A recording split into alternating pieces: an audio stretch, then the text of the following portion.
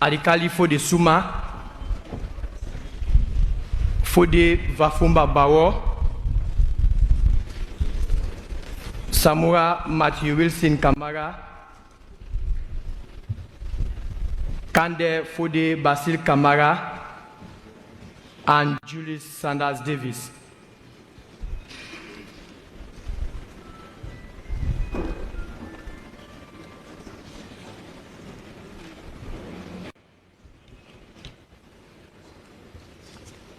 Yes, good morning. Representations, please.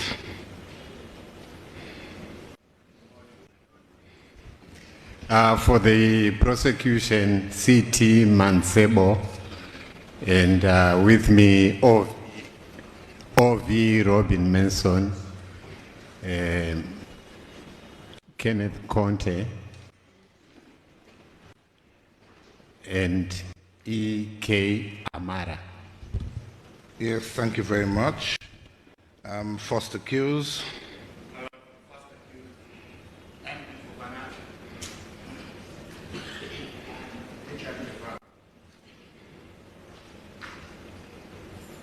Thank you very much.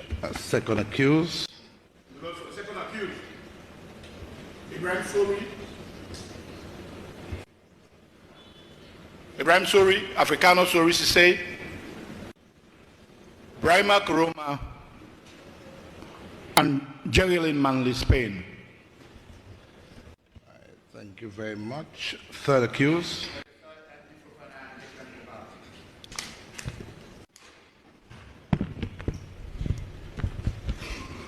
Fourth. Good morning, my lord. For the fourth accused, Franklin Baikabo, Ambassador Amadou A. Koroma,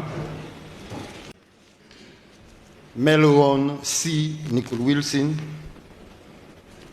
Musa Nu Kamara,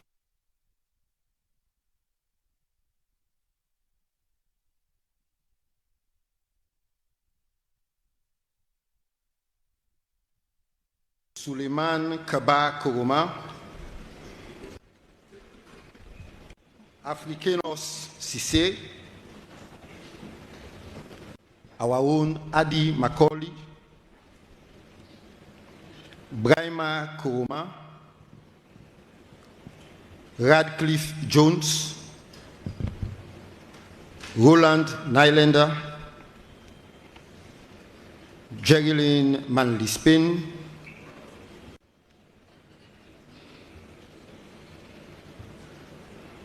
E.B. Touye,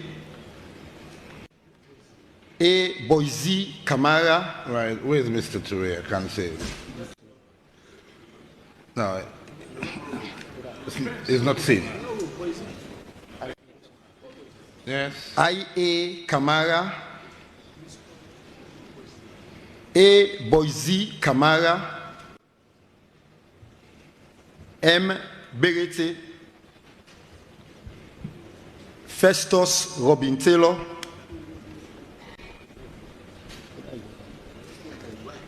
Adama Amara, and S. Ba.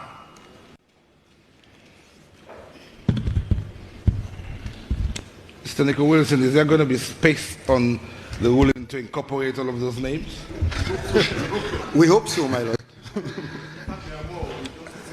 Yes, I know Mr. Kamara will say there are more coming. All right, where's Teddy Koma? Yes.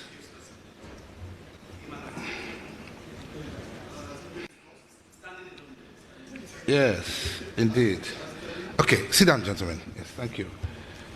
Right, I have to say, counsel, is going to be a lengthy ruling. It goes into some 100 pages. So it will take some time to deliberate. Okay? All right.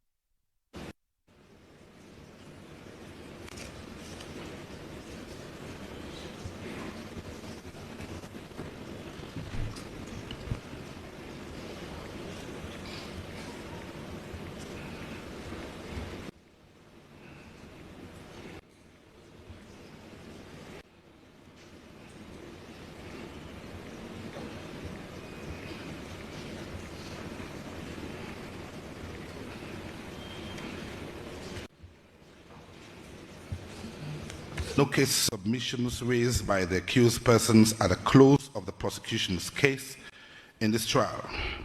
When the matter came up for hearing, City Mancibo for the state informed the court that the prosecution wished to close its case, but was concerned that there might be a need to reopen the case subsequent to the locus in co visit which the court was proposing to make to the scene in New York. He therefore considered it prudent to defer the closing of the prosecution's case pending the locus visit.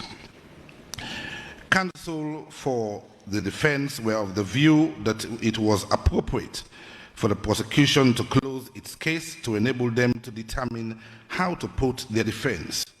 All counsel were of the view that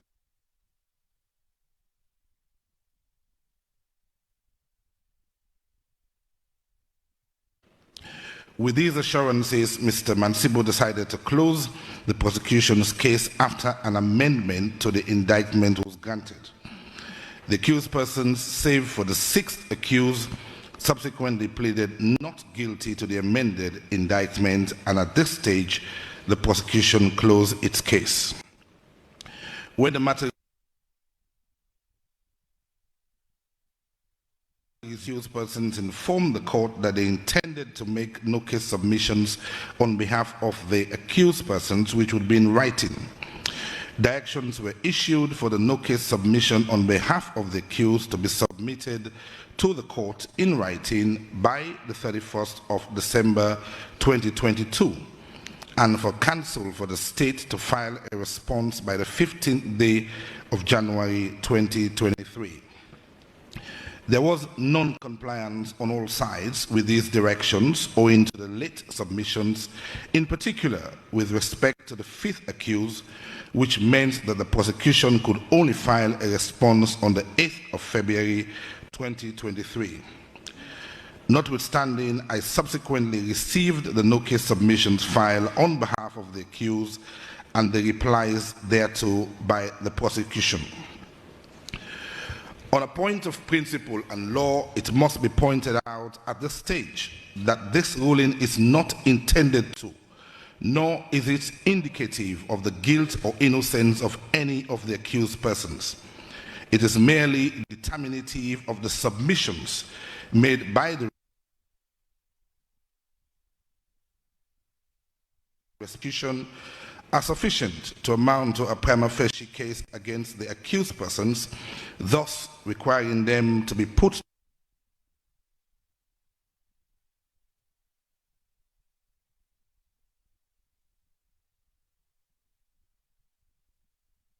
that at the end of the case, the prosecution is unable to discharge the burden of proof.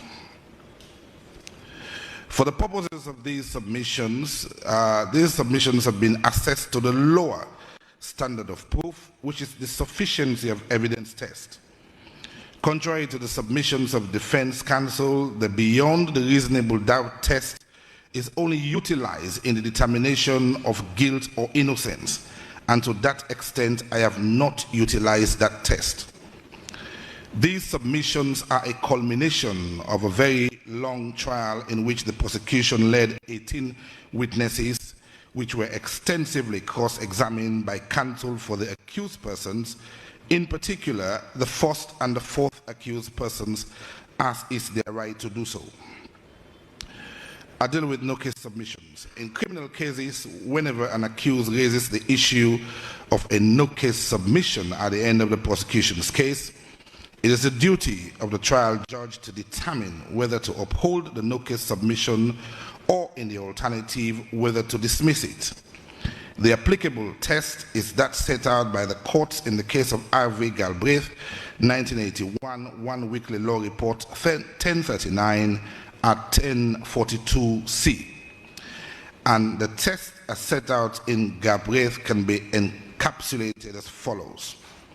1. If there is no evidence that the crime alleged has been committed by the defendant, there is no difficulty. The judge will stop the case. The difficulty arises where there is some evidence, but it is of a tenuous character, for example, because of innocent with other evidence. Evidence taken at its highest is such that a jury properly directed could not properly convict on it. It is its duty on a no-case submission being made to stop the case. Where, however, the prosecution evidence is such that its strength or weakness depends on the view to be taken of a witness's reliability or other matters which are generally speaking within the province of the jury, and where on one possible view of the facts there is evidence on which the jury can properly come to the conclusion that the defendant is guilty, then the judge should allow the matter to be tried by the jury, as per Lord Leone, Chief Justice, at page 127. In simple terms, the Galbraith test means that there are two separate limbs for the defense to consider when making a submission of no answer. Limb 1, there is no evidence upon which the jury could convict. Or limb 2, there is some evidence, but it is so poor that it would be unsafe to leave it to the jury.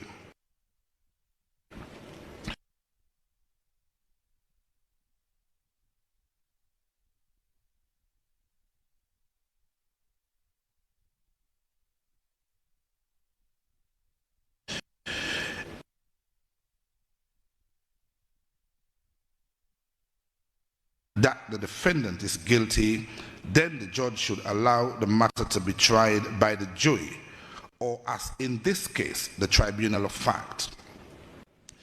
Having set out the applicable test and the approach to consideration of a no-case submission, I shall now proceed to consider the submissions advanced on behalf of the accused persons, starting with the first accused and the responses thereto. The first accused is charged with 30 count offences contrary to the Anti-Corruption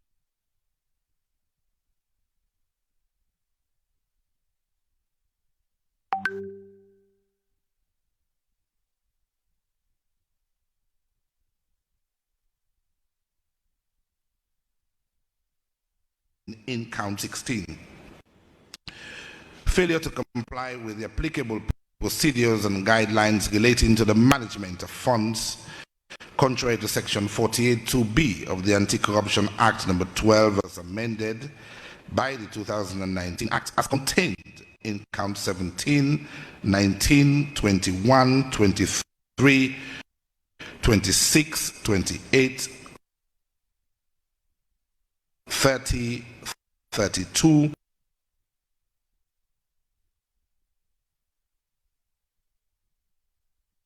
and 41.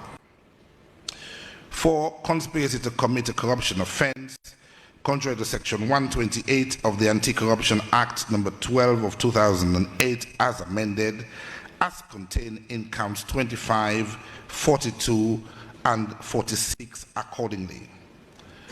5. Abuse of office, contrary to section 43 of the Anti-Corruption Act number 12 as amended and as contained in count 44. The prosecution called 18 witnesses against the accused persons, and I shall carefully consider the submissions made by Mr. MP Fofana of counsel on behalf of the accused on a count-by-count basis. Count 16. With respect to count 16, Mr. Fofana submitted as follows: that the first accused did not tender or award any contract at all to Fairfield Construction Associates Limited, inclusive of awarding a contract for additional works to them. The first accused met, dealt with, and operated within an existing valid contract dated the 9th of December 2016, which was lawfully executed between the government of Sierra Leone, represented by the then Sierra Leone Permanent Mission to the United Nations in New York as owner, and Fairfield Construction Associates LLC, represented by Mr. Jules Sanders Davis as president and managing member as contractor, and he therefore relied upon Exhibit U. The said contract specifies at Article 16, paragraph 16 on pages 17 to 18 how changes can be made to the basic character, design, or scope of the project, and so forth, leading to what it described as change orders. 2, that the first accused never tendered or awarded any contract for additional works to Fairfield Construction Associates, nor did the latter complain about the first accused attempting to do so under the existing contract. Besides, the existing contract makes provision for events of default, quote unquote, in the agreement, and for its termination or suspension by either party, as set out in Article 10, paragraph 10, at pages 11 to 14. He further argued that neither the prosecution nor the state of Sierra Leone invoked the above clause in pursuit of the purported non-performance or default in the performance of the contract. The change orders were done in 2019 or on about mid-2019 and not the 2018 period referred to in count 16, and that Fairfield Construction Limited acknowledged receipt of monies paid out to them on the change orders 1 and 2 in the sum of 542,000 United States dollars and 243,555,000 United States dollars, respectively, from the first accused as head of Chancery by letter dated the 1st of July 2019. These documents referred to were in Exhibit AAY 1 to 4, which was a progress report written by one Alan George. He relied upon Article 13, paragraph 2310 at page 23, which stipulates that the agreement in question shall be governed by the laws of the state of New York, both as to interpretation and performance, and shall be subject to the jurisdiction of the Supreme Court of the state of New York. He argued that it was therefore unclear to the first accused as to why he is accused of committing an offense in the city of New York, United States of America, under the existing contract, and is being tried extraterritorially in the jurisdiction of Sierra Leone. He further argued that the prosecution has throughout its case consistently failed to state and produce to the court the applicable procedure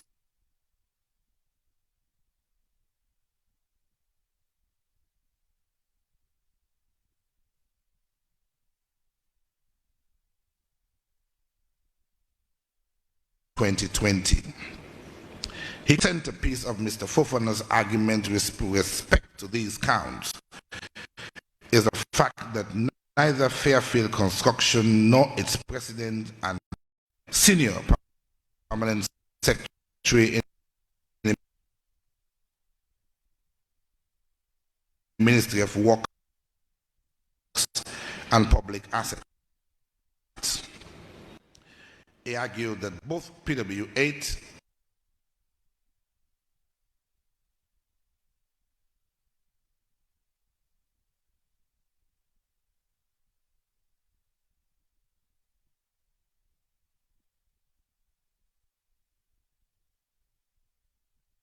within the full mandate of his job as head of Chancery set out in the letter from PW12, Ambassador Mrs. Florence Bangali, the then Director General of the Ministry of Foreign Affairs, as exhibited in Exhibit AAS 1 to 3 and dated the 31st of July 2020.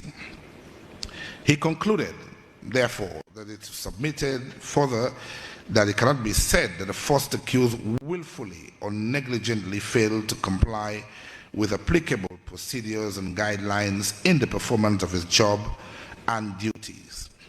And he suggested that count 16 as charged ought to be dismissed.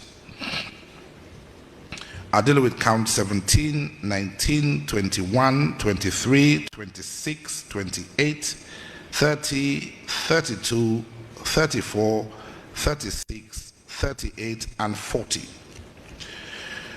With respect to these counts, the first accused is charged with failing to comply with applicable procedures and guidelines relating to the management of funds, contrary to Section 48, subsection 2, paragraph B of the Anti-Corruption Act number 12 of 2008 as amended.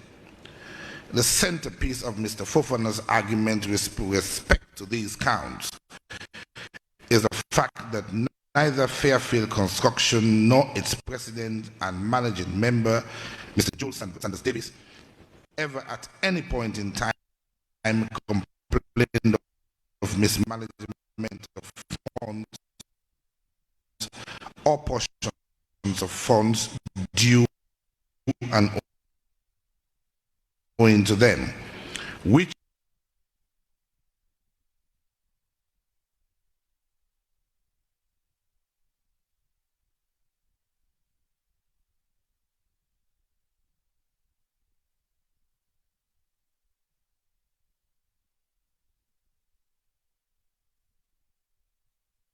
with AN 1 to 2 to have received well over $4 million out of the contract sum of $5,295,555 United States dollars.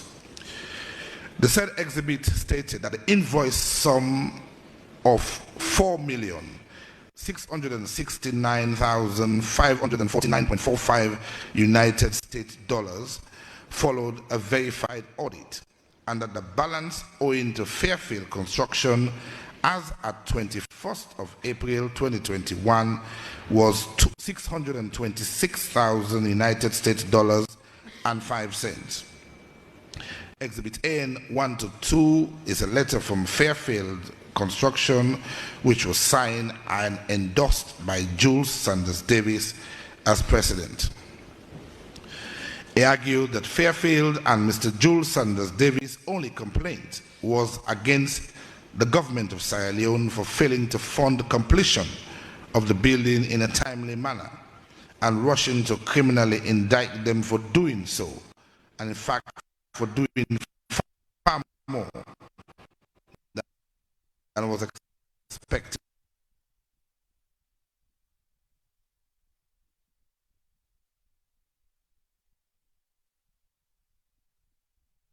And performance, and shall be subject to the jurisdiction of the Supreme Court of the State of New York, County of New York. It is significant to note that the first accused, supported by the third and the fifth accused persons, at all material times kept the line ministry, that is the Ministry of Foreign Affairs and International Cooperation, fully informed about the activities, programs, and projects in New York during the period under review, inclusive of the management of all funds meant for the reconstruction works at the Chancery building. And in that respect, he relied upon Exhibit AAW 1 to 5, which was a report, as it were, to Capital, dated the 19th of February 2019, and Exhibit AAX 1 to 12 of the 29th of April 2019, Exhibit AAY 1 to 4 dated 11th of July 2019, Exhibit AAA 1 to 3 dated 20th of August 2020, and Exhibit AAZ 1 to 7 dated the 29th of April 2019. It therefore relied upon excerpts of minutes of meetings held on the 22nd of May 2020, which is exhibited as Exhibit AAM 1 to 5, and excerpts also of further meetings held on the 1st of June 2020 in Exhibit AAN 1 to 2 at pages 1 and 2. He argued that since June 2020 or thereabout to date, the evidence available to the court is that the necessary outstanding funds required for Fairfield to complete the Chancery building in New York so that it could be opened for official use had not been made available to the company, in spite of the said company's out-of-pocket expenses. Besides, according to Exhibit AAZ 3 to 6, Fairfield had on the 2nd of March 2020, shortly before the above meetings were held, giving a comprehensive summary of work on the Chancery project from its inception in December 2016 to the 2nd of March 2020. The company also projected what would be done in April and May of 2020 if the required outstanding budgeted funds were available to them to finish the said project.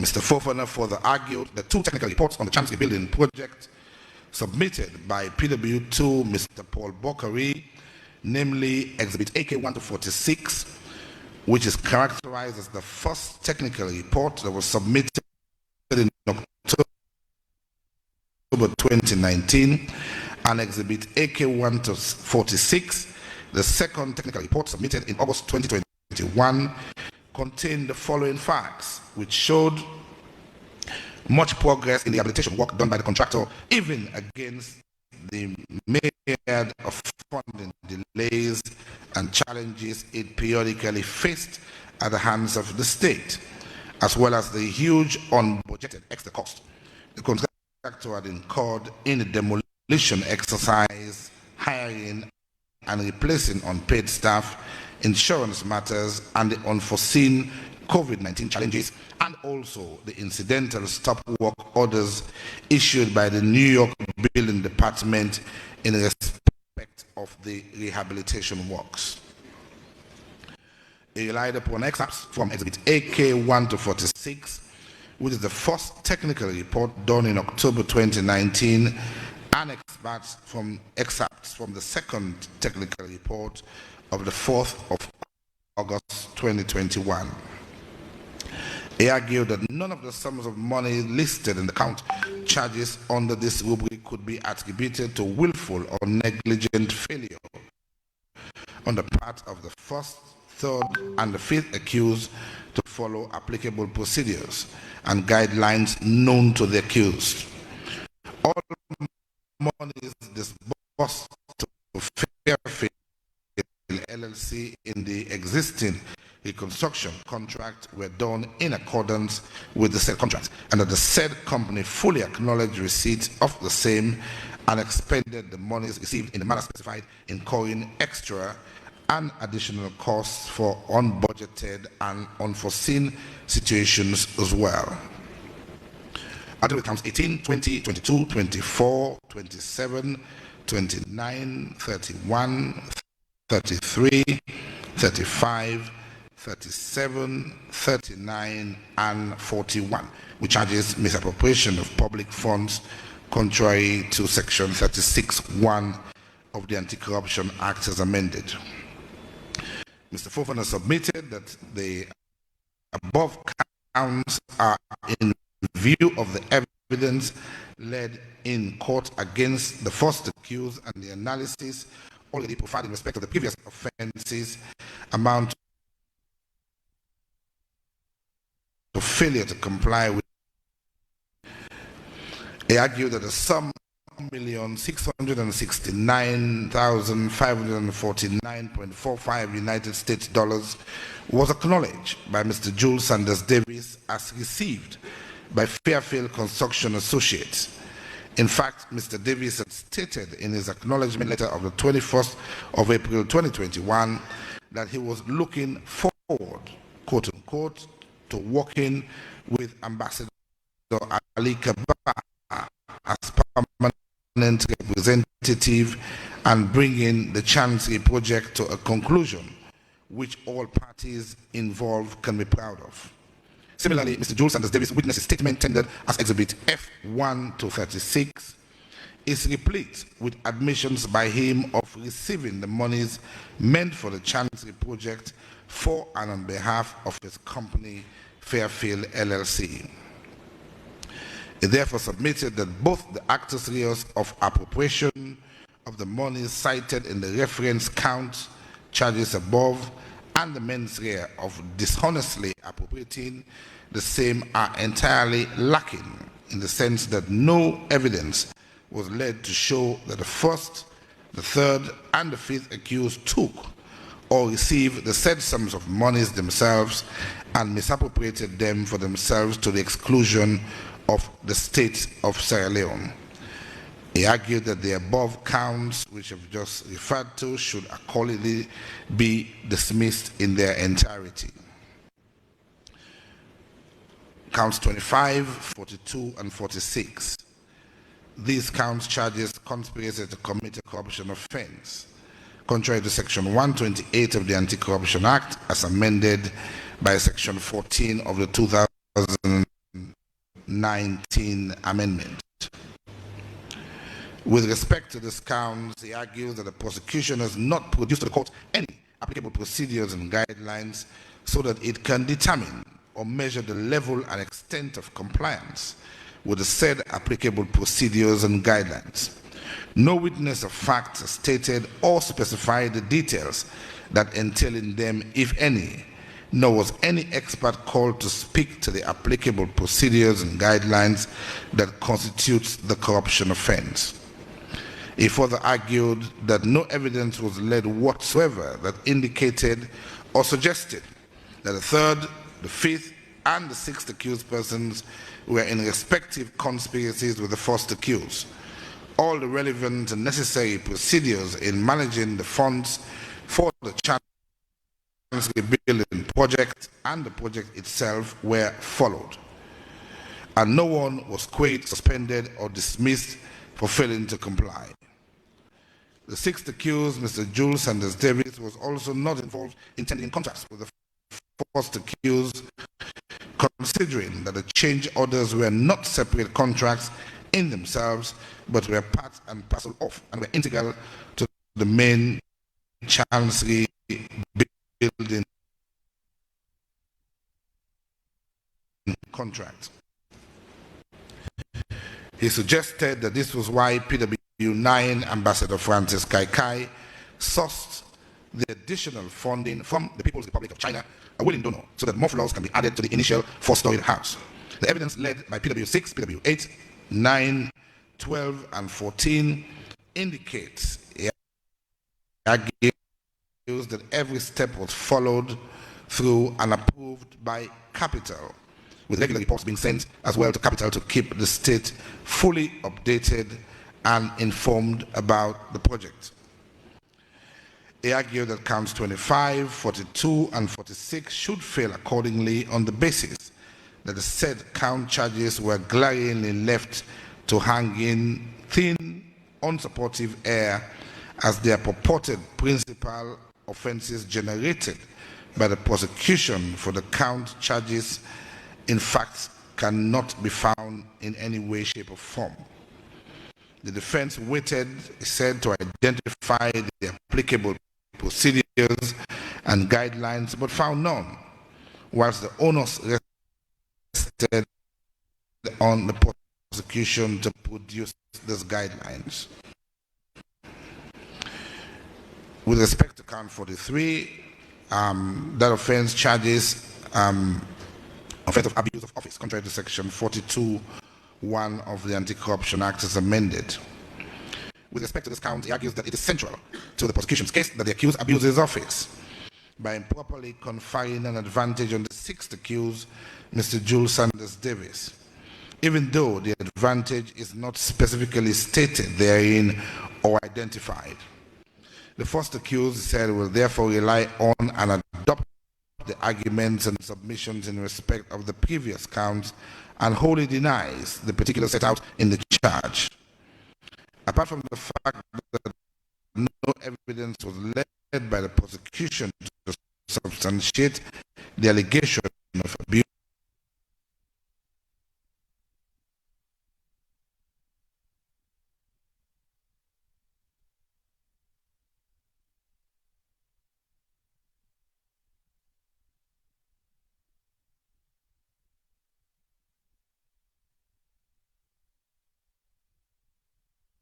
available to complete the project then.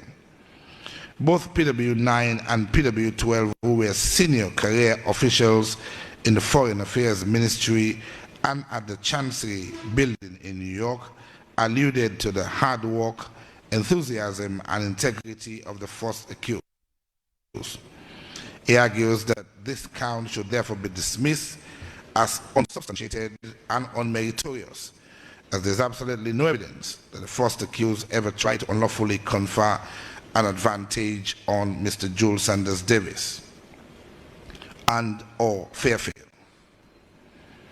With respect to count 44, the offense of deceiving a principal is charged.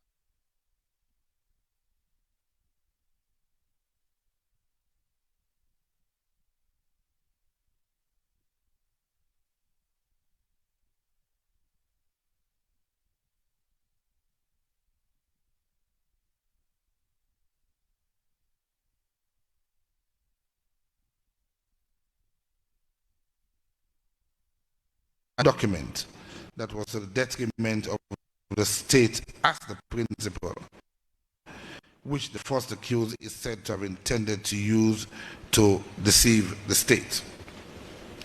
The arguments and submissions thus far made by the first accused to the effect that the state suffered nothing and instead, in fact, contributed to the delay in completing the Chancery building by not paying the outstanding sums of money required to finish the project. Both the first accused and the contractor nevertheless did all that they could to sustain the reconstruction works and keep the project afloat, even to their own detriment, inclusive of, he said, the first accused being suspended from work and going through this trial, which he considered to be unmeritorious. In conclusion, he submitted that the prosecution has, one, failed to prove essential elements in the alleged offences, and secondly, the above analysis illustrate that the evidence led by the prosecution has been so discredited and is manifestly unreliable that no reasonable tribunal of fact and law in this case, the trial judge sitting as judge and jury, emphasis mine, could safely convict on it, and the first accused should therefore be accordingly discharged. I deal with the prosecution's response. Mr. Mansibo for the prosecution argued that the first accused has misconceived the applicable test to be applied to submissions of no case. He argued that with respect to the charges of failure to comply with applicable procedures and guidelines relating to the tendering of contracts, the gravamen of the charge is that the very contract that was used to facilitate the renovation of the Chancery building was not tendered in accordance with the said procedures and guidelines.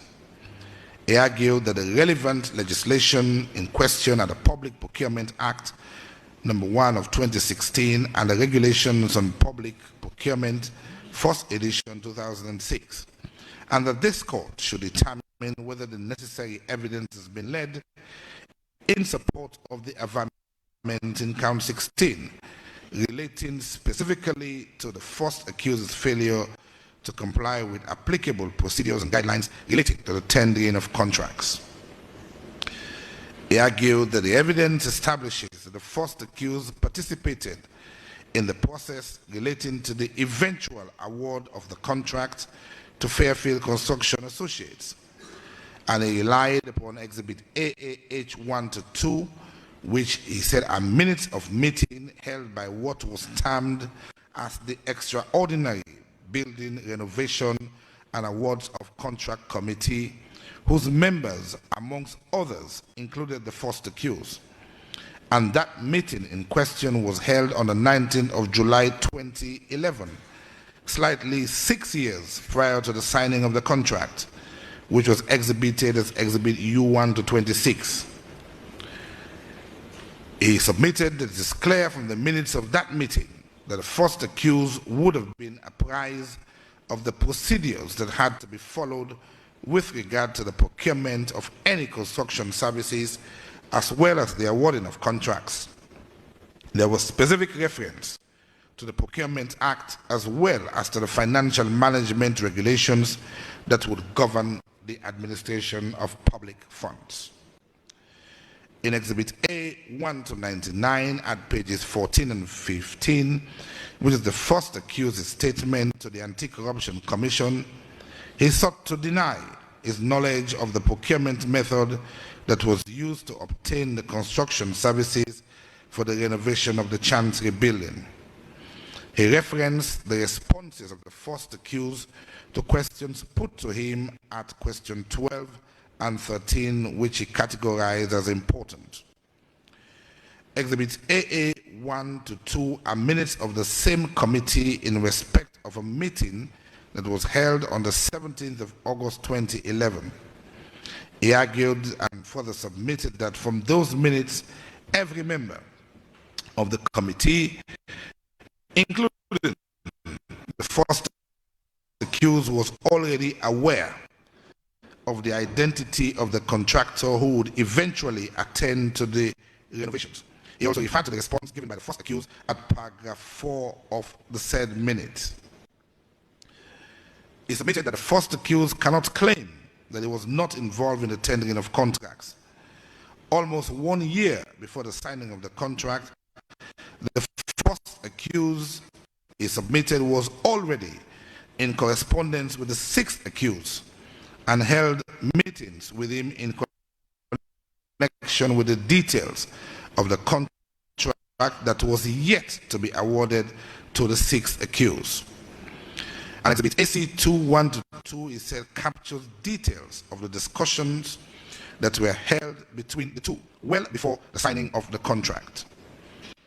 On the 4th of January 2016, the sixth accused, in his capacity as president of Fairfield Construction, wrote to the first accused as counsellor, detailing the work that needed to be done, the options available, and the respective cost of those options. The contractor had already been identified before any of the procedures and processes that are set out in the Public Procurement Act of 2016 and the Regulations on Public Procurement, first edition of 2006, were in place. He argues that the original contract was not undertaken in compliance with procedures and guidelines relating to the tendering of contracts. As if this infraction was not sufficient, the major additions to the scope of the works were made without any pretense of following the related procedures, guidelines, and regulations. As head of Chancery, the first accused was at the forefront of all the arrangements that were made in relation to the financing and commencement of works under the change orders. In Exhibit A1 to 99 at pages 17 to 27, the first accused explains in great detail what was done under Change Order 3. The procedures and guidelines set out in Section B, clauses 144 to clauses 1.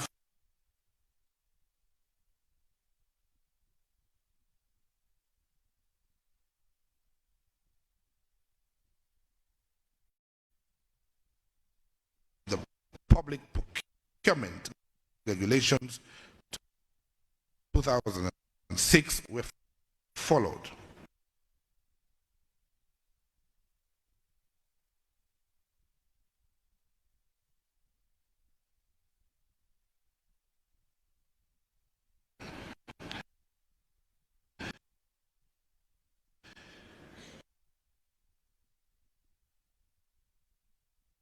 To substantial completion.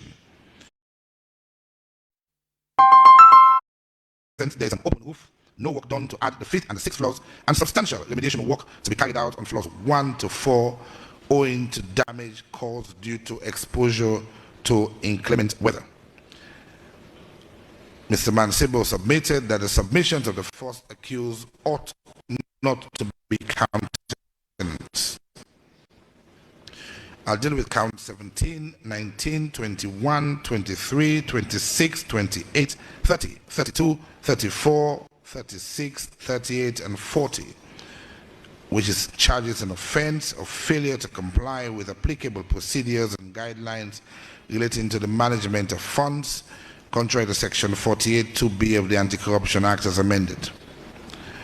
With respect to these counts, the prosecution submitted in response to the no-case submission that the first accused, being the vote controller, was principally responsible for the